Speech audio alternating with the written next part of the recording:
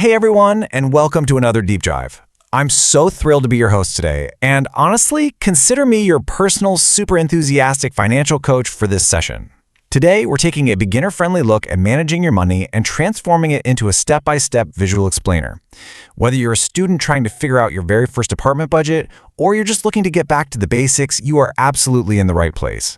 We're going to break down the language of money, build a really simple plan, and most importantly, figure out how to actually feel empowered by your financial choices. So let me ask you a question. Do you find talking about money difficult? Just be honest. For a lot of us, just hearing the word budget makes us tense up. It sounds serious, kind of scary, or like you're about to be put in timeout. But we are going to completely reframe that today. Managing your money is definitely not about restricting yourself. It's all about taking control. By the time we finish this explainer, you're going to feel totally empowered and ready to tackle your finances with a smile on your face. Okay, let's look at our game plan for today. Step 1, the language of money. Step 2, needs versus wants. Step 3, the notebook budget. Step 4, smart choices to save. And finally, Step 5, visual goals and jars. Let's get into it. Up first, Section 1, the language of money. This right here is the foundation of the whole shebang.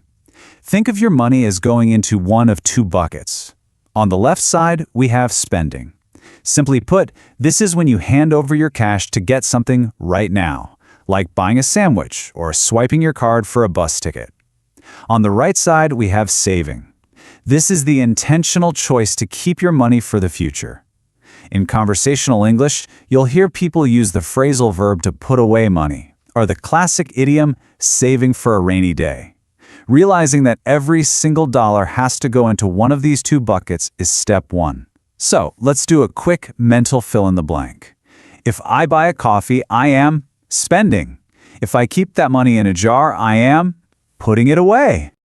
Moving right along to Section 2, needs versus wants. We need to get crystal clear on these terms. A need is a non-negotiable living expense. It's something you literally cannot survive without.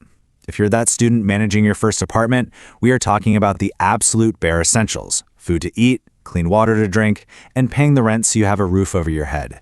These are the things your money absolutely has to cover first, no questions asked. Now, a want, on the other hand, that's something you'd really like to have, but you definitely don't need it to survive. A brand new video game, a fancy new jacket? Yeah, those are wants. And honestly, this is usually where those tricky money conversations with friends come up. If your group invites you out to an expensive dinner, which is a want, you can practice politely declining. Try saying something like, "I'd love to go, but I'm keeping an eye on my budget this week." Or you could pivot and say, "Hey, could we do a potluck dinner at my place instead?" All right, time for a quick quiz. Is a $3 daily cafe coffee a need or a want? Think about it for a second.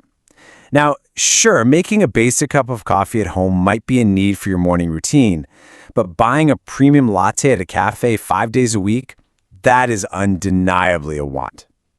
Understanding where that boundary lies is an absolute game changer. In fact, I'm going to issue a challenge to you right now. Try to identify 3 specific wants that you can completely cut out of your life this week. Which brings us to Section 3, the simple notebook budget. Remember how I said the word budget makes people tense up? Let's throw the idea that a budget is a restriction right out the window.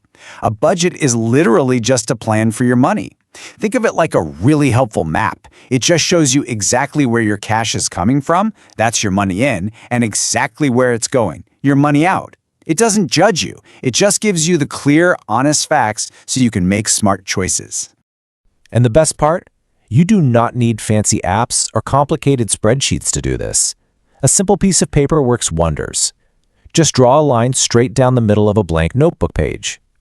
On the left side, jot down your money in, like your salary or wages from a student job.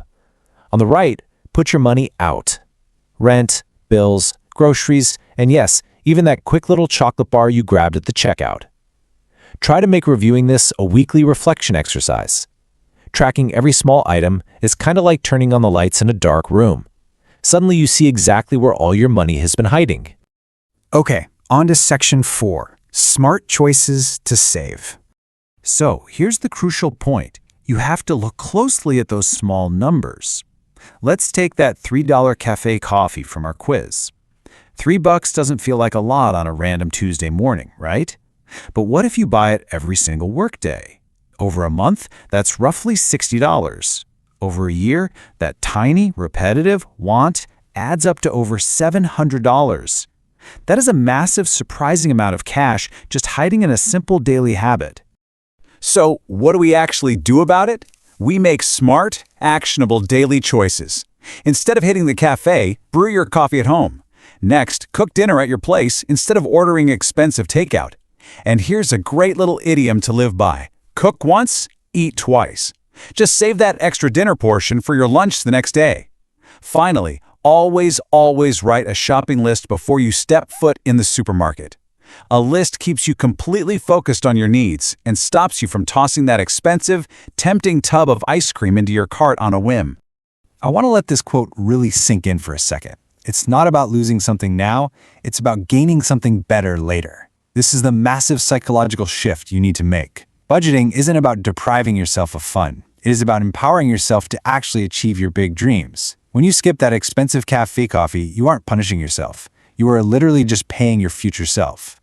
And that leads us perfectly into Section 5, Visual Goals and Jars.